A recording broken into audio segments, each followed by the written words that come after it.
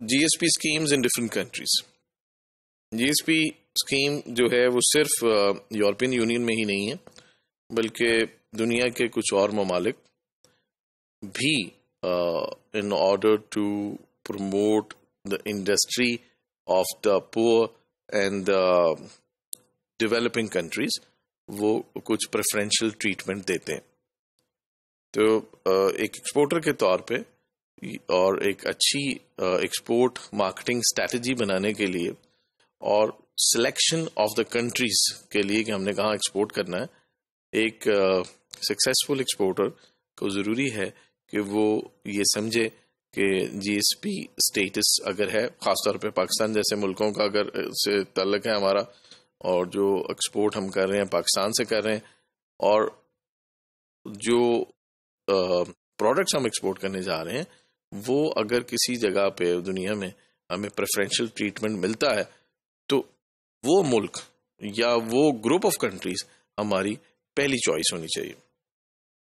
تو اس میں naan European union countries بھی ہیں, مثلا یو ایس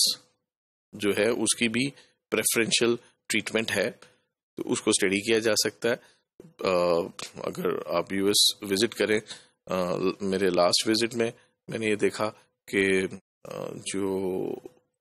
گارمنٹس ہیں تو گارمنٹس کی جو دکانیں وہ بھری ہوئی ہیں بنگلہ دیش کی پروڈکٹس کے ساتھ, کہ بنگلہ دیش کو بینگ اے پور کنٹری اس نے اپنے آپ کو ریپرزینٹ کیا ہے ایز اے پور economy where there is very less employment اور لوگوں کا پر کیپٹا انکم بہت کم ہے اور ریمپنٹ پاورٹی ہے. تو اس وجہ سے ایک اسپیشل ٹریٹمنٹ دیا گیا ہے ان امپورٹس کو جو کہ بنگلہ دیش سے کی جائیں گی. تو اسی طرح اگر ایسا پریفرینشیل ٹریٹمنٹ ہے جن ممالک میں پاکستان کے لیے, تو وہ پاکستان کے ایکسپورٹرز کی پہلی چوائس ہونی چاہیے. اس کی وجہ یہ ہے کہ ایک تو کوٹا ریسٹرکشن نہیں ہوگی, دوسرے جو ہے ٹیکسز وہ نہیں ہوں گے جو کہ آپ کو اوپن کمپٹیشن میں دینے پڑتے ہیں, اور اس کے ذریعے پاکستانی ایکسپورٹرز اپنی ایکسپورٹڈ پروڈکٹس کو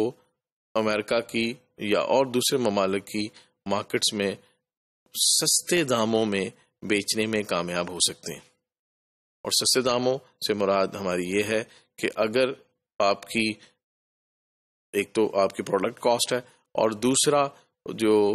پرائس کا ایک کمپوننٹ ہوتا ہے خاص طور پہ امپورٹڈ پروڈکٹس کا, وہ اس پروڈکٹ کے اوپر لگائے گئے ٹیکسز کا ہوتا ہے.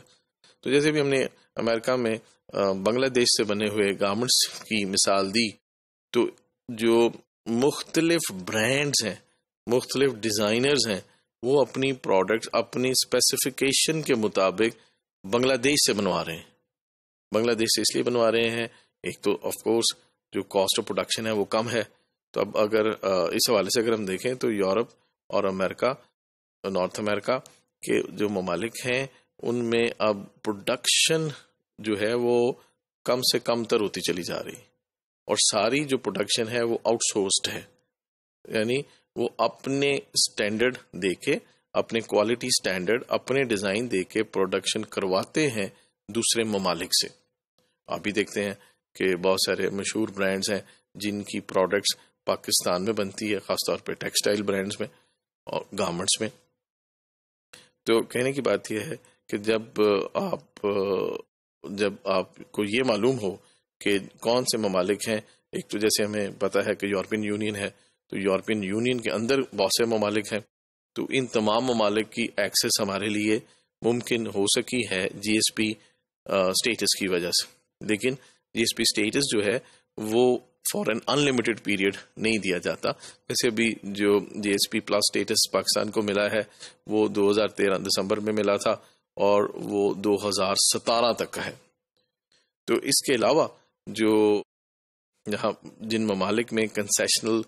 ٹریٹمنٹ ہے ان میں ایکسپورٹ کر کے پاکستانی ایکسپورٹرز زیادہ سکسیسفلی مارکیٹ کیپچلائزیشن کر سکتے ہیں اور اپنا مارکیٹ شیئر بڑھا سکتے ہیں. تو اس کے لیے ایک